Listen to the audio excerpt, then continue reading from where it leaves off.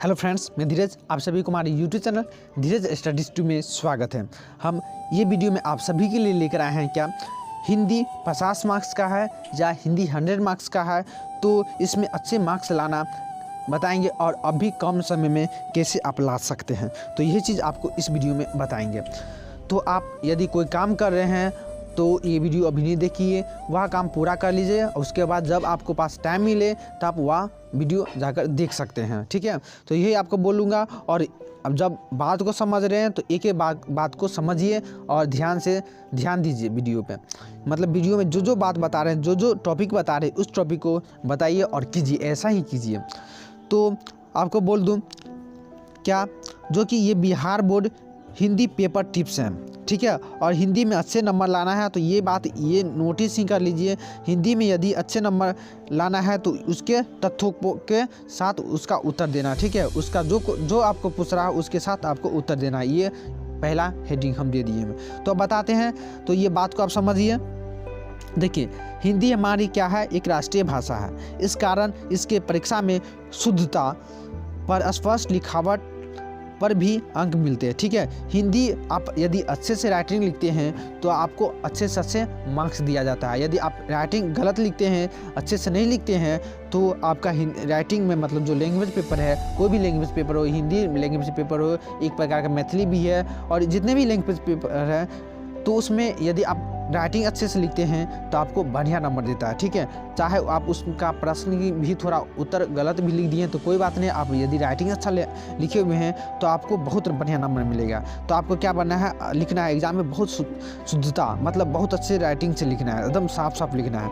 हिंदी विषय में अच्छे अंक चाहिए तो भाषा सरल होना चाहिए। मतलब भाषा किताबी अपना मन से, मतलब आप जाते हैं एग्जाम देने के लिए तो बोलता है विद्यार्थी मतलब परीक्षार्थी अपने शब्दों में ही उत्तर दे, मतलब अपने शब्दों में, मतलब अपने जो आपके पास शब्द है वह शब्द में आपको उत्तर देना होगा, ठीक है। अपने सरल भाषा का यूज़ करना है। सुबोध तथा तथ्यों से परिपूर्ण होना चाहिए, वह तथ्य होना चाहिए, सुबोध होना चाहिए, ठीक है। छोटा ही आंसर होगा पर तो अच्छे से आंसर देना है। फालतू शब्दों से बचना है, ठीक है। मतलब बकवास चीज़ नहीं लिखना है। कोई जाता है तो पेपर न्यूज़ लेकर आते हैं, नहीं उसके पास आंसर नहीं टॉपिक रहता है तो क्या करता है, पेपर में जो न्यूज़ दिया रहता है उसी न्यूज़ के लिख देता है, ठीक है। पर आपको ऐसा नहीं करना है, क्योंकि ये 12th है, ये बच्चा वाला क्लास नहीं है, बच्चा का एग्ज़ाम नहीं है, ठीक है। तो ये बात को आप याद रखेंगे। चलते हैं अगले बात भी है। अगला बात क्या है, उत्तर देने में शुद्धता और स्पष्ट लिखावट का परीक्षक अलग से 2-3 अंक भी देते हैं। मतलब 2-3 क्या, अलग से बहुत मतलब आप सही से लिखेंगे तो अब मतलब 50 मार्क्स से आपको नंबर हिंदी में कितना काटेगा, तो कभी भी 50 में 50 नहीं आता है। लेकिन आप ऑब्जेक्टिव किए हुए हैं तो ऑब्जेक्टिव जैसे 25 है तो 25 में ऑब्जेक्टिव में 25 तो आप ला ही सकते हैं, ला सकते हैं ना 25 में का। लेकिन आप 25 का सब्जेक्टिव होता है, कितना आप सब्जेक्ट 25 का कितना सच लिख दीजिए, कितना करेक्ट मतलब जवाब दीजिएगा, फिर भी आपको 20 में ये आपको फिर 25 में 20 ज़्यादा से ज़्यादा 20 मार्क्स दे देंगे, ठीक है। क्योंकि उसका भी रूल नियम है, यदि आप बहुत अच्छे से राइटिंग भी आपका सब कुछ अच्छा है तो आपको 25 में 25 मिल सकता है, वरना 24 ही मिलेगा, सब्जेक्टिव का बात कर रहे हैं, ठीक है। तो ये बात है, आप समझिए क्या कि आपको 50 मतलब 50% अर्थात 50% वस्तुनिष्ठ प्रश्न होते, मतलब आपको 50% ऑब्जेक्टिव प्रश्न होते। इस कारण से वस्तुनिष्ठ प्रश्न का उत्तर आप सही से दे सकते हैं। जिसका 100 का है हिंदी वह भी ध्यान दे, और क्या 50 मार्क्स वाला भी ध्यान दे। वस्तुनिष्ठ प्रश्नों की तैयारी के लिए पाठ्य पुस्तक के हर पाठ के अंतर्गत दिए गए रचनाकार के परिचय एवं उसमें निहित अनेक तरह के अभ्यास पर अपनी क्या करना है, पकड़ बनाना, ठीक है। आपको जितने भी इसमें रचनाकार का नाम दिए, लेखक का नाम दिए, सभी को याद कर लेना है, ऑब्जेक्टिव तैयार करने। अब यदि उसको तैयारी कर लेते हैं तो आपको 15 मार्क्स आ जाएगा, ठीक है। ऑब्जेक्टिव यदि राइटर का नाम याद कर लेते हैं, बस आपको क्या गद्य खंड का है 6 चैप्टर हिंदी में 50 मार्क्स के लिए बता रहे हैं, और पद्य खंड का है 5 चैप्टर, इतना ही ना है, हाँ इतना ही है। तो आप इतना याद, हिंदी का लिए अलग है, बस थोड़ा याद कर लीजिए और उसमें आप आसानी से 15 से 20 नंबर ला सकते हैं, ठीक है। तो आप रचनाकार का नाम याद ही कर लीजिए, आपको बोले याद कर, ठीक है, याद कर ही लीजिए। तो उसमें अनेक तरह के अभ्यास पर अपनी पकड़ बनाना है। आपको जो रचनाकार दिया हुआ उसके मतलब आप याद करते हो उसको बार बार कॉपी लिखिए, रोज लिखिए रचनाकार का नाम, क्योंकि वस्तुनिष्ठ प्रश्न में 100% अंक मिलते हैं और लाए जा सकते हैं। सारे प्रश्न सही से हो तो हिंदी में 80% मतलब 80% अंक आसानी से लाया जा सकता है। ठीक है, एकदम सिंपल, मतलब आप ऑब्जेक्टिव याद कर लेते हैं और सब्जेक्टिव में भी कुछ लिख देते हैं तो कितनों 100 हिंदी का इसमें बात ये अभी चल रहा है। ये पहले 50 वाला भी बताया है। तो यदि आप हिंदी में 50 का ऑब्जेक्टिव तैयारी कर लेते हैं और सब्जेक्टिव सही से नहीं तैयारी कर पाते हैं, लेकिन आप उसको थोड़ा भी लिख देते हैं तो आप कम से कम 80% आसानी से ला सकते हैं।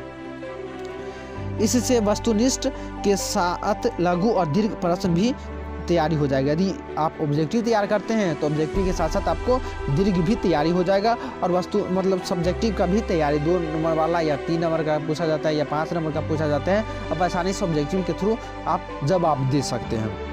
तो आपको क्या करना है, सभी चैप्टर बाय चैप्टर का पूरा ऑब्जेक्टिव याद कर लेना है। यदि आपको याद करने में कोई प्रॉब्लम होता है तो हम इसका वीडियो भी बना चुके हैं क्या, तो आपको डिस्क्रिप्शन बॉक्स में मिल जाएगा इसका लिंक, तो आप वहां से डिस्क्रिप्शन बॉक्स में हिंदी का पूरा नोट पढ़ सकते हैं और इसका सिलेबस भी जान लीजिए। सभी सिलेबस हम दे दिए हुए हैं। अब बिहार बोर्ड का जो मॉडल पेपर है वो अभी आप देख लीजिएगा। ठीक है, आप समझिए संक्षेपण में भाव को बनाए रखना है। संक्षेपण में क्या करना, भाव को बनाए रखना है। संक्षेपण को ठीक से पढ़ लेने के बाद कम से कम शब्दों में प्रस्तुत करना है। यदि संक्षेपण वीडियो भी बना चुके आप नहीं देखें तो देख लीजिएगा, ताकि तथ्यों, भाव और विचारों का प्रस्तुतिकरण हो सके। इसके अलावा पत्र लेखन को अच्छे से करें।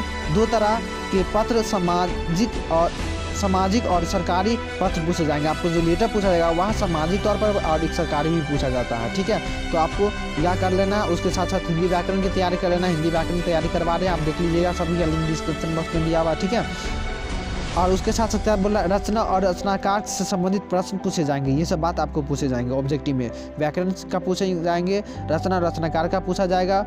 ठीक है, इस कारण हर दिन एक कागज पर रचना और उसके रचनाकार का नाम लिखना और उसको याद करना। हर रचनाकार की जानकारी रचना के पहले पन्ने पर होगा। जब बुक पढ़ते हैं तो बुक उल्टाते हैं तो पहले ही पेज पर रचनाकार का नाम और रचना का नाम दिया रहता है। उसे जरूर पढ़े और याद कर लेना है, क्योंकि इससे कई प्रश्न आ जाते हैं। इसकी तैयारी रहेगी तो वस्तुनिष्ठ और लघु, दीर्घ और उत्तरीय प्रश्न का जवाब आसानी से आप दे सकते हैं। तो आप इन बातों का ध्यान रखें क्या कि 2 से 3 घंटा जरूर पढ़ना है हिंदी में। 2 से 3 घंटा पढ़ना यदि मार्क्स अच्छा लाना चाहते हैं, हिंदी 50 मार्क्स वाले के लिए और हिंदी 100 मार्क्स दोनों के लिए बोल रहे हैं। यदि अच्छा मार्क्स लाना है तो 2 से 3 घंटा इसको पढ़ना है। शुद्ध लिखने का अभ्यास करना। आप देखिए, आपके पास अभी 1 महीना है, आप 100 मार्क्स वाले सुनिए, कम से कम आप उसको 2 से 3 घंटा जरूर पढ़िए। ठीक है, 2 से 3 घंटा हिंदी को पढ़ना है। दूसरा तत्व क्या है कि शुद्ध लिखने का अभ्यास करना, एकदम शुद्ध लिखना है और राइटिंग थोड़ा फ्रेश लिखना है। भाषा पर पकड़ रखना है, तभी उत्तर में शुद्धता होगी। भाषा को यदि आप सही से लिखिएगा, भाषा को समझकर लिखिएगा तो आपका राइटिंग भी सही से होगा और आप आसानी से शुद्धता से लिख सकते हैं। और अगला बात है क्या, सामाजिक पत्र में संबंधियों को पत्र, बधाई पत्र, शौक पत्र और निमंत्रण पत्र आदि को कर लेना है कंप्लीट। अब महत्वपूर्ण चैप्टर क्या है, देखिए व्याकरण का महत्वपूर्ण चैप्टर। देखिए पहला बात हम आपको बोल देते हैं, आप इसका सिलेबस देख लीजिए। सिलेबस देख लीजिए, हम सिलेबस दिए हुए हैं डिस्क्रिप्शन बॉक्स में, आप वहाँ से देख लीजिए। अच्छा, ये चीज़ का याद रखिए, व्याकरण में संधि विच्छेद, मुहावरा, समास, लिंग, निर्णय, विलोम, प्रतिलोम, पर्यायवाची, विशेषण, सर्वनाम, कारक, ये सभी है और सभी का भेद भी पूछा जाएगा। ये सब तो इतना में से पूछा ही जाएगा और बाकी जितने वर्ण, शब्द, ये सब जितने हैं सबका भेद कम से कम कितने भेद है, नहीं कितने प्रकार, ये याद रख लीजिए। ठीक है, तो इतना चीज़ आपका हिंदी व्याकरण का महत्व भाग है। हिंदी व्याकरण का लिंक सबका डिस्क्रिप्शन बॉक्स में वहाँ से देख लीजिएगा। उसके बाद है पर्यावरण। देखिए निबंध में आपको पूछा जाएगा पर्यावरण, प्रदूषण, आतंकवाद, विज्ञान वरदान और अभिशाप, स्वच्छ भारत अभियान और भ्रष्टाचार, बाल विवाह और दहेज प्रथा, इतना को आपको कंप्लीट कर लेना है। उसके बाद क्या है, ऐसा रहेगा हिंदी का पैटर्न। क्या 100 मार्क्स के वाले के लिए है, 60 प्रश्न में से आपको 50 का उत्तर देना है। चूँकि ऑब्जेक्टिव 50 का, लेकिन आपको 60 प्रश्न रहेंगे उसमें।